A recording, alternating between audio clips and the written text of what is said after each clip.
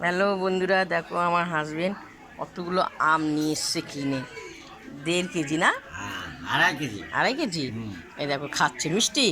Heavy মিষ্টি। তাই হুম। খুব সুন্দর মিষ্টি দেখো।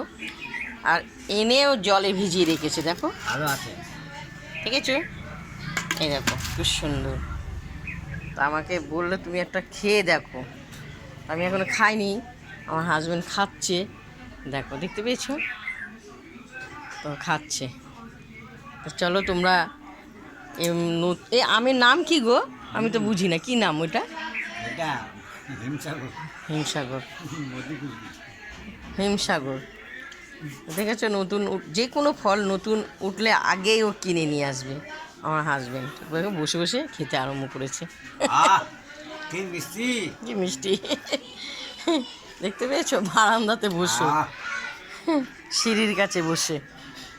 তো চলো, দাদা খাচ্ছে, তোমাদেরকে দেখালাম।